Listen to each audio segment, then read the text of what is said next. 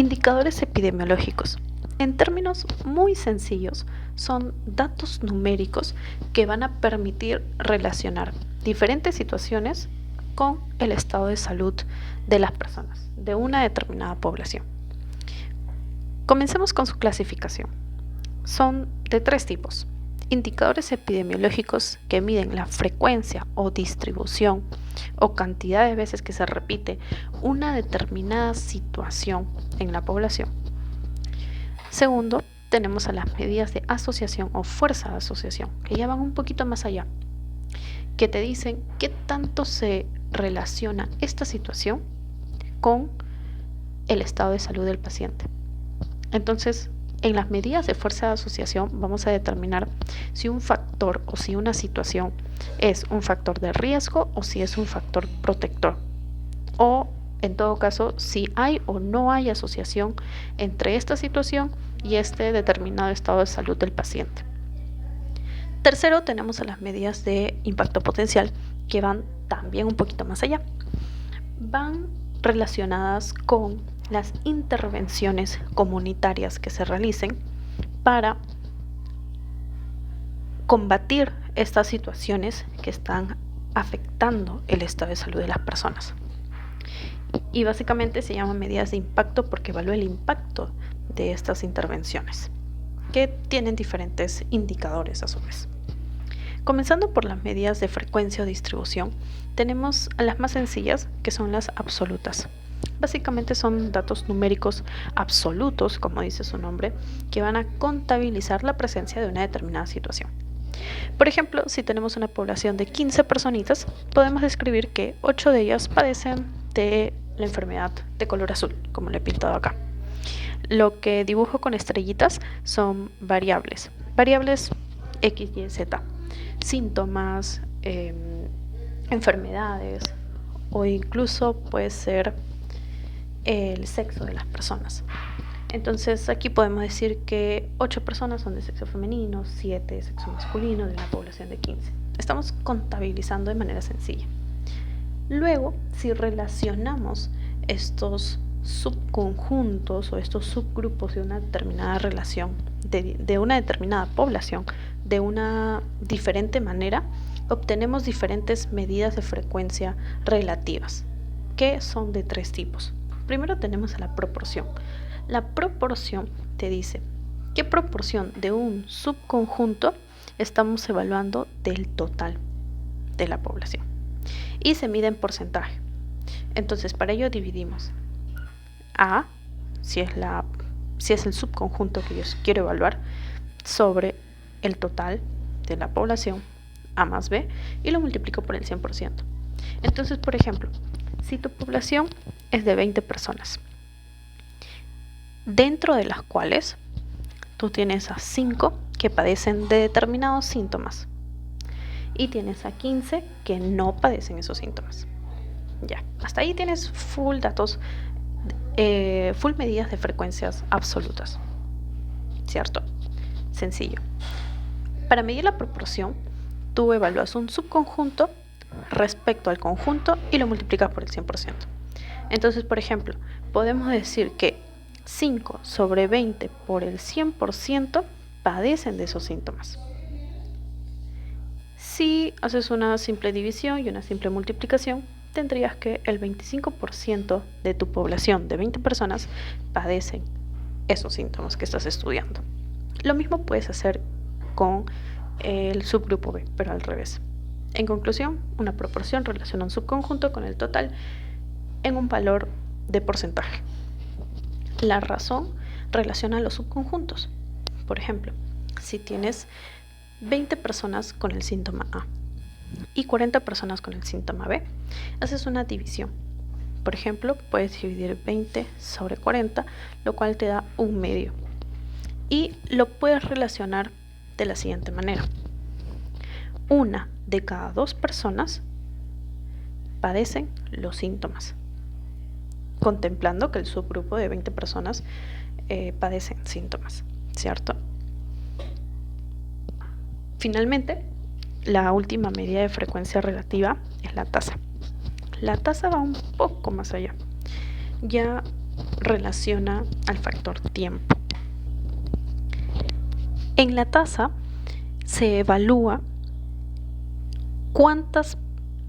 en cuánto varía la frecuencia de una determinada situación después de un determinado tiempo. Entonces aquí, por ejemplo, volviendo a los síntomas, tenemos que A personas padecen síntomas y B personas no.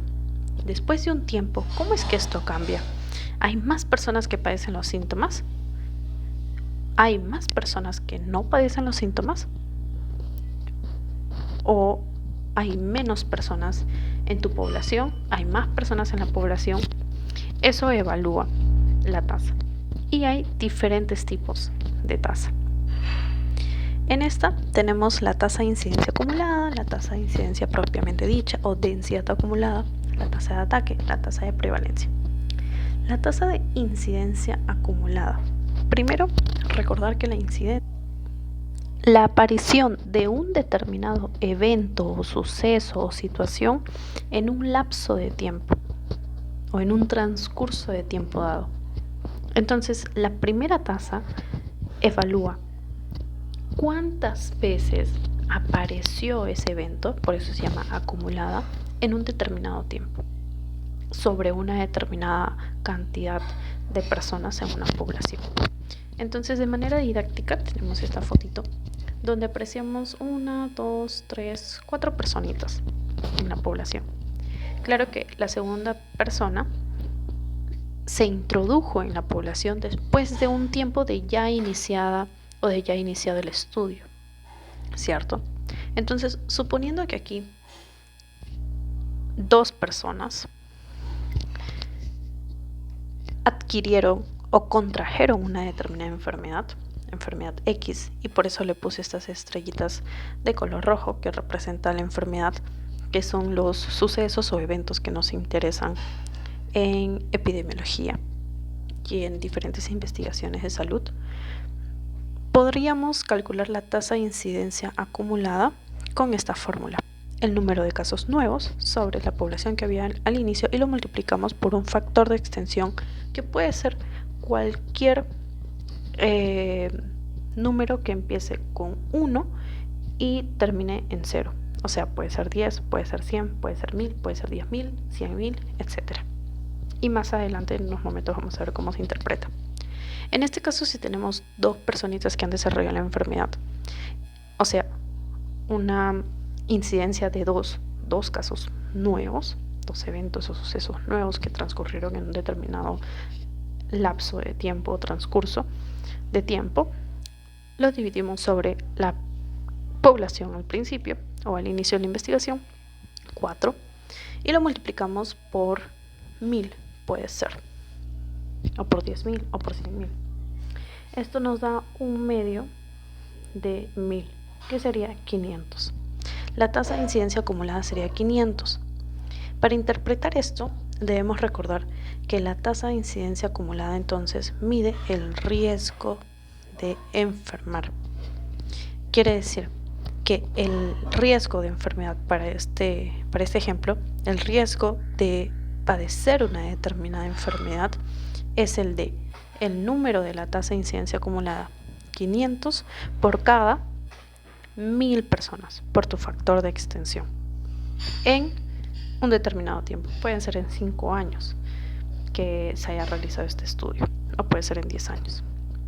Otro ejemplo: si tenías al principio de tu estudio una población de 10 personas y al transcurso de 5 años enfermaron 5 personas, 5 personas enfermaron en el transcurso de 10 años con una población inicial de 10, tú harías la división de 5 sobre 10 y lo multiplicas por tu factor de extensión, que puede ser 1000. Haces una división y multiplicación simple y esto también te da 500. Y aquí podrías decir: el riesgo de padecer esta enfermedad es de 500 por cada 1000 en 5 años. Luego tenemos a la tasa de incidencia propiamente dicha o densidad acumulada, que básicamente aquí se acumulan los tiempos y por eso se habla de densidad, porque se evalúa la velocidad en la que aparece la enfermedad en las personas de una población. Para ello debemos conocer cuántas personas se están formando en nuestra población, bueno, tal y como en la tasa de incidencia acumulada. Debemos conocer también cuántos casos nuevos, casos incidentes, se agregaron en este lapso de tiempo. Mejor dicho, debemos conocer la incidencia. Lo que vamos a realizar aquí es dividir el número de casos nuevos sobre el total de personas tiempo o de tiempo por persona hasta que apareció en ellas la enfermedad o hasta que participaron en la investigación. Entonces, un ejemplo sencillo es el siguiente. Si tenemos 3 personitas, A, B y C, tenemos un estudio de 5 años. Si en la persona A apareció la enfermedad en el 5.º año, la persona B, por X motivos, tuvo que retirarse de la investigación en el 1.er año y la persona C, por X motivos, tuvo que retirarse de la investigación en el 5.º año, o sea, justo ya al finalizar. Aquí realizamos la sumatoria de cuánto tiempo estuvo la persona en la investigación. Y siempre cuánto tiempo estuvo está determinado por hasta que le apareció la enfermedad, hasta que se retiró de la investigación o hasta que falleció por alguna otra causa que no sea la enfermedad. Entonces, ¿cuál fue el número de casos nuevos? Fue 1 de 3. Entonces nuestra tasa de incidencia será 1 arriba. Lo dividimos sobre la sumatoria de tiempos por cada persona. A estuvo 5 años en la investigación, B estuvo 1 año y C también estuvo 5 años. Sumando esto tenemos 11. Y a eso lo multiplicamos por nuestro factor de extensión, que sería 1000. O puede ser 10.000 o puede ser 100.000, como ustedes quieran. Aquí nos sale un número un poco complicado, creo que 9.1 por 1000 como tasa de incidencia. Y en este caso la interpretación sería la siguiente. Se presentan 1,1 casos por cada, 1100 casos por cada 1000, si lo está multiplicando por 1000. Para hacer el ejemplo más sencillo, suponiendo que la tasa de incidencia te haya salido 5 y esto lo hayas multiplicado por 1000, ¿cierto? Suponiendo que la división te haya salido 5, qué sé yo, los casos nuevos fueron 5. Los casos nuevos fueron 5, supongamos. Y la sumatoria de tiempos persona, que ustedes ya saben cómo calcularlo, nos salió 20. La tasa de incidencia sería 1/4 sobre o por 1000. Y esto sale 250. Tasa de incidencia. Ya. Ese dato, ¿cómo lo obtuviste? Multiplicando por tu factor de extensión, que es 1000. Entonces, ¿cómo lo interpretas? Lo interpretas como se presentan 250 casos por cada 1000 años en riesgo. Esa sería la interpretación. Entonces, el riesgo de padecer la enfermedad, ¿cuál es? Es de 250 por cada 1000 años en riesgo.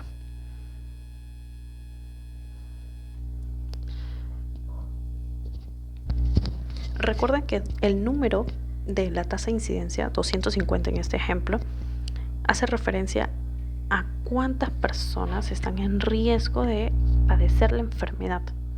Y 1000, el factor de expansión por el que multiplicaste, equivale a los años dentro de los cuales esa cantidad de personas estaría en riesgo de padecer la enfermedad. En conclusión, la tasa de incidencia propiamente dicha o densidad acumulada nos mide la velocidad de aparición de la enfermedad en personas en riesgo. La velocidad de aparición, porque ya te habla de años calculados, es ya una densidad. La tasa de ataque es básicamente lo mismo que la tasa de incidencia acumulada, pero aquí se multiplica por el 100%. Entonces, si en la tasa de incidencia acumulada decíamos que el riesgo de padecer una enfermedad es de 5 personas por cada 1000, acá sería que el riesgo de padecer de la enfermedad es del X%, por ejemplo. También se hace la división, pero acá no se multiplica ni por 1000 ni por 10.000, sino por el 100%. Mide el porcentaje de personas en riesgo respecto a un total. Es súper sencillo. Es casi como una proporción, solo que como hablas del tiempo, es una tasa de ataque. Finalmente, la tasa de prevalencia habla de la presencia de casos antiguos al cual se incorporan casos nuevos. Y puede ser una tasa de prevalencia puntual o tasa periódica o lápsica. En la tasa de prevalencia debemos sumar los casos nuevos más los casos antiguos, o sea, la totalidad de casos que hay hasta la fecha, sobre la cantidad de población y lo multiplicamos por el factor extensible, que por lo general es el 100%. Entonces, la interpretación es la siguiente. El valor que te salga en porcentaje padecen de una determinada enfermedad en el año, y ahí colocas el año en el que estás realizando el estudio, ¿cierto? Supongamos que estás en el 2020 y estás viendo todos los casos antiguos y casos nuevos desde 2010, por ejemplo. Entonces estás viendo los casos desde antes del 2010 hasta después del 2010 y ahorita estás en el 2020. Entonces, ese porcentaje de personas, esa tasa de prevalencia puntual en porcentaje, padece la enfermedad en el año 2020. O también puedes decir que dicha tasa de prevalencia de cada 100, por ejemplo, padecieron de tal enfermedad en el año 2020.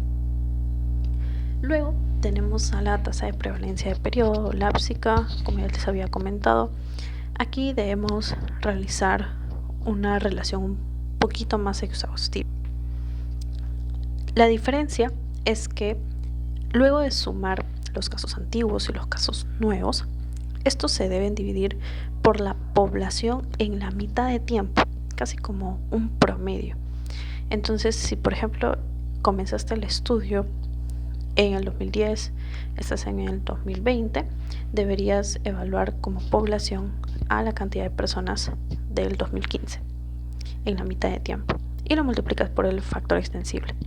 Entonces aquí la interpretación es que dicha tasa de prevalencia, dicho número, ha tenido la enfermedad desde 2010 hasta 2020. ¿Qué nos mide eso entonces? La población que ha tenido la enfermedad. Ambos tipos de tasa de prevalencia nos dice cuál es la población que ha tenido la enfermedad. Muy diferente a la incidencia. La incidencia se refiere a lo nuevo, a los casos nuevos, pero la prevalencia se refiere a personas que padecen la enfermedad per se, tanto casos nuevos como casos antiguos. Esa es la prevalencia. Segundo, tenemos a las medidas de la fuerza de asociación. Hace referencia, como ya les había comentado, al grado de asociación entre la exposición de un determinado factor y un determinado desenlace. Entonces, vamos a evaluar para ello un indicador epidemiológico llamado riesgo relativo y otro denominado odds ratio. El riesgo relativo, para poner un ejemplo, lo podemos determinar de la siguiente manera. Si una población X, digamos, padece la enfermedad y otra población Y no padece la enfermedad, o sea, son personas sanas, y por eso lo puse de color verdecito a este grupo. Dentro de las personas que tienen la enfermedad, dentro de la población X, hay personas que se han visto expuestas a un determinado factor o a una determinada situación. Y ese subgrupo de personas con la enfermedad y que ha sido expuesta a la situación es el subgrupo A. Luego está el subgrupo C, que padece la enfermedad, pero no está expuesta a una situación. Luego está el subgrupo B, que está dentro de la población Y, o sea, la que no tiene la enfermedad, pero sí está expuesta a una misma situación, que está representada esta situación con la estrellita azul. Luego está la subpoblación o subgrupo D, que son las personas en la población sana que no ha sido expuesta a esa determinada situación. Entonces, lo que realiza el riesgo relativo es evaluar qué tanto se relaciona esta situación con la presencia de la enfermedad. ¿Qué tanto se relaciona este factor con la presencia de la enfermedad?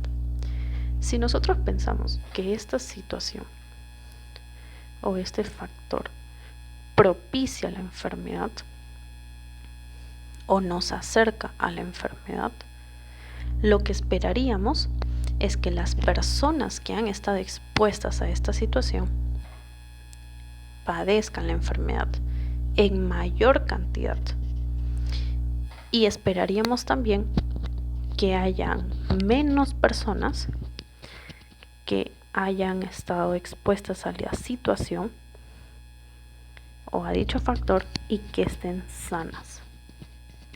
Porque si estamos diciendo que esa situación, ese factor, nos acerca a la enfermedad, entonces no es lógico que una persona sana haya padecido esta situación o este factor. Entonces, lo correcto es que en personas sanas la exposición a esta situación esté disminuida y en personas enfermas la exposición haya estado aumentada.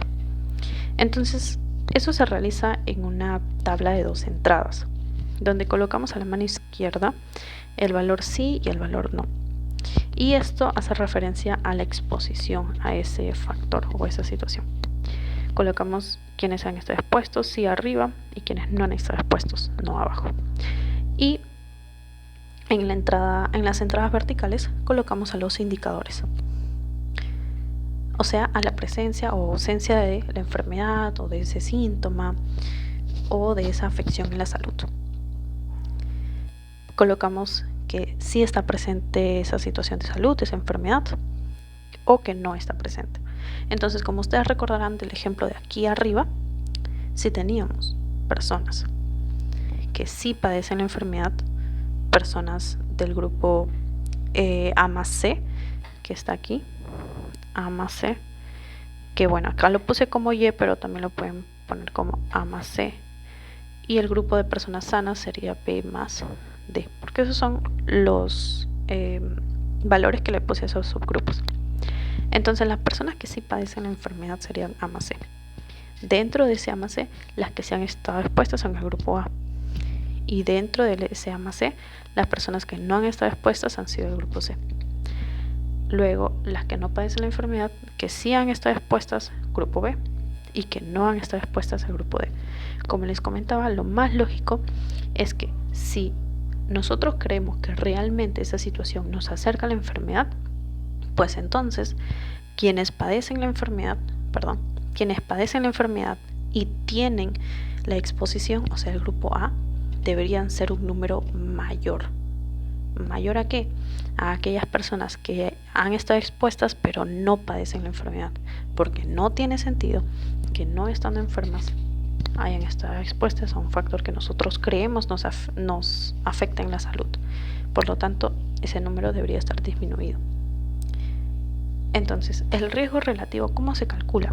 Se calcula como la incidencia en expuestos o el riesgo en expuestos, también llamado, sobre la incidencia en los no expuestos, que se denomina como IO, I de incidencia, IO o cero de ausencia de exposición, que también se conoce como riesgo en no expuestos. Entonces, como les decía, incidencia es la presencia de un determinado suceso o de un determinado evento en un determinado tiempo. Lo normal es que la incidencia en expuestos, o sea, la presencia de este evento, la presencia de esta enfermedad en los expuestos sea mayor. Aquí está. IE mayor, que lo voy a dibujar de negro mejor. Se espera que sea mayor a la incidencia en los no expuestos. O sea, que aquellos que padecen la enfermedad pero no han estado expuestos deben ser muy pocos si consideramos que este factor nos acerca a la enfermedad. Solo en ese caso, la división, o sea, el riesgo relativo, será mayor a 1, porque es como tener 2 entre 1, o mejor dicho, 3 entre 1, te sale mayor a 1, te sale 3. O igual, 2 entre 1 te sale 2, es mayor a 1, ¿cierto? Ya. O cualquier división que te salga mayor a 1 en el riesgo relativo quiere decir que la incidencia en expuestos es mayor a la incidencia en los no expuestos y por lo tanto sí hay asociación entre esta situación y la enfermedad. O sea, sí te lleva a la enfermedad. Por lo tanto, esa situación se denomina factor de riesgo porque te acerca a la enfermedad, te pone en riesgo tu salud. ¿Qué pasa si la incidencia en expuestos es menor a la incidencia en no expuestos? O sea, tus no expuestos a dicho factor de riesgo poseen más la enfermedad que aquellos que sí han estado expuestos a ese factor de riesgo. Y en este caso, como el RR va a ser menor a 1, porque si tenemos menos incidencia en no expuestos si tenemos más incidencia en no expuestos y tenemos menos incidencia en expuestos, eso nos sale una división menor a 1. Es como tener 1 sobre 2 o 1 sobre 3, ya nos sale en decimal. Y en este caso hablamos que este factor o esta situación no nos lleva a la enfermedad, sino que más bien nos protege. Entonces, ¿cómo se calculan estas incidencias? De la siguiente manera.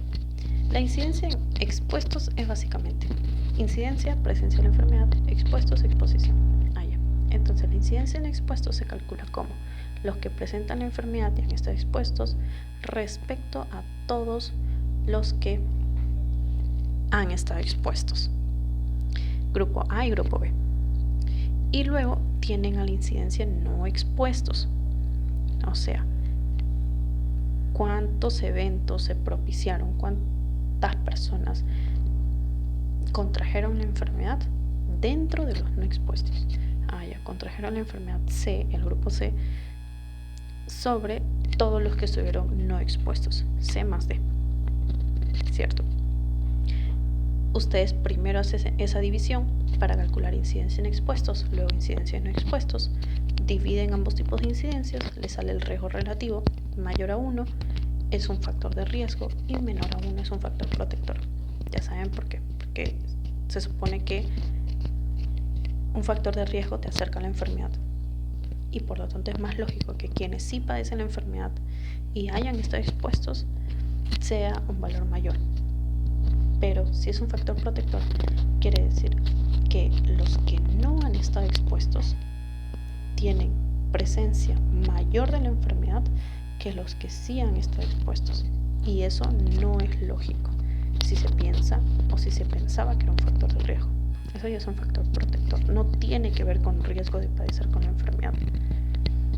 Luego, si el RR coincidentemente te sale un valor igual a 1, quiere decir que no hay asociación absoluta.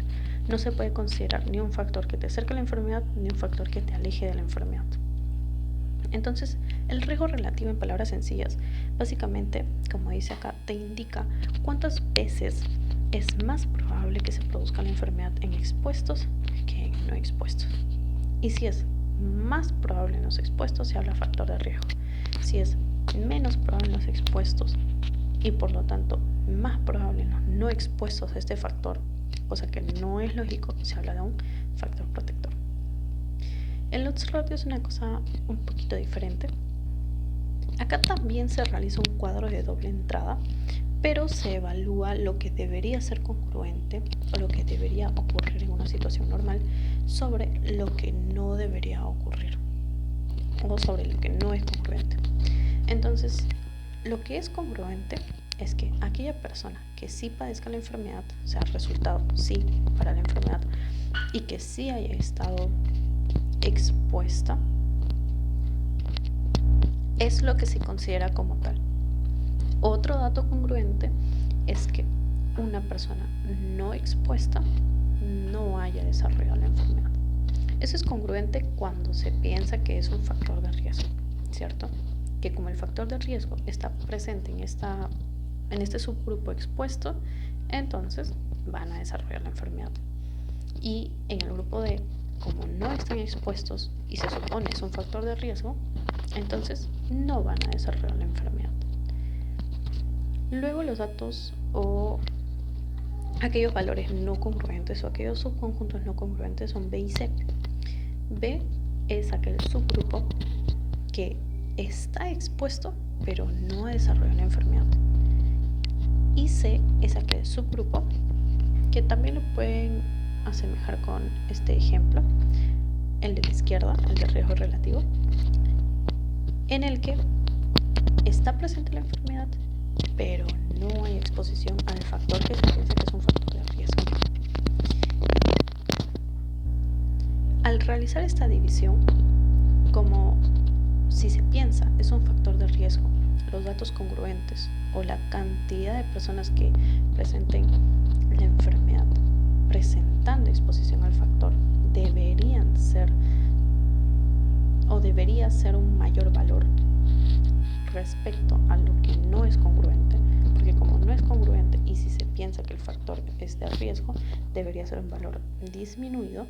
Por lo tanto, cuando el odds ratio es mayor a 1, o sea, datos congruentes mayores a los incongruentes, por lo tanto, sí es probable que se trate de un factor de riesgo.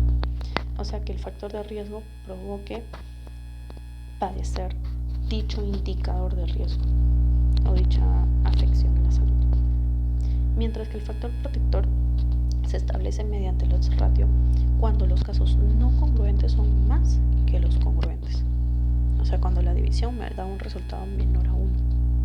Entonces, si por ejemplo, como dato no congruente, yo tengo que hay más personas que no han estado expuestas, pero sí han tenido la enfermedad, eso ya me está diciendo que pues no es un factor de riesgo, porque no es lógico que si no estás expuesto a algo que crees que te lleva al riesgo, a pesar de ello hayas desarrollado la enfermedad.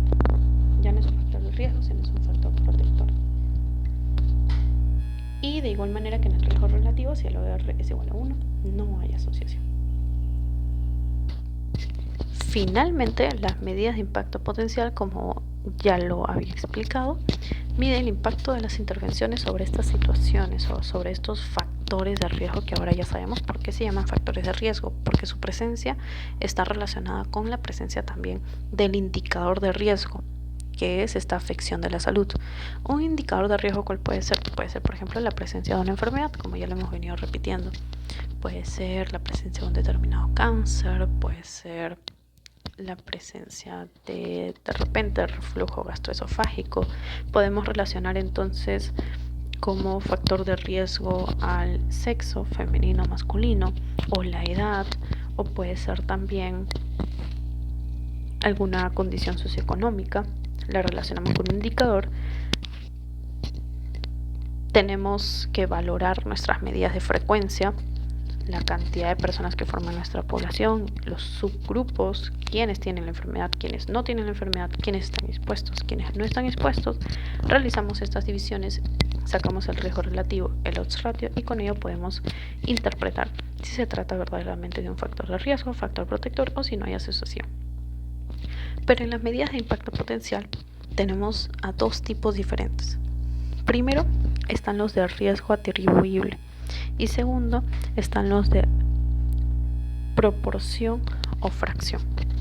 Como ya se lo pueden esperar, riesgo atribuible es la diferencia de la incidencia entre expuestos y no expuestos y que determina la cantidad de casos que disminuirían o la cantidad de incidencia que disminuirían al realizar esta diferencia. Entonces, si por ejemplo nosotros tenemos más expuestos y luego restamos a los que tenemos no expuestos pero padecen la enfermedad, de igual manera los expuestos que estamos restando padecen también la enfermedad, en ese caso la resta va a ser mayor a 1. Y eso quiere decir que se necesita una mayor intervención para disminuir la incidencia en expuestos, porque hay más incidencia en expuestos. Se necesita una mayor intervención sobre el factor de riesgo.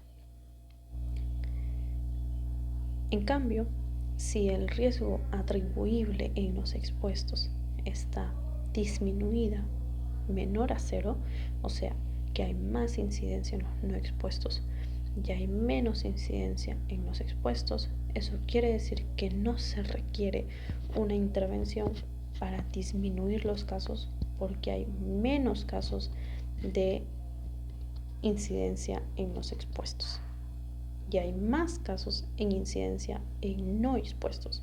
Quiere decir que debemos buscar otro factor que esté provocando la enfermedad en las personas no expuestas y que tienen alguna afección. Por otro lado, proporción o fracción atribuible en los expuestos es, como bien dice su nombre, una relación con el total.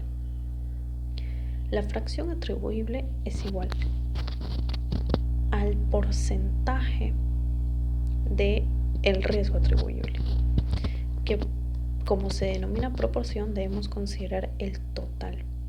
¿El total de qué? El total de incidencia en expuestos. Entonces, de esta manera restamos.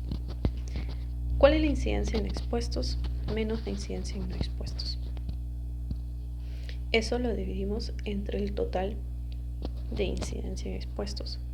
O sea, los casos que han disminuido respecto al total de casos de incidencia en expuestos.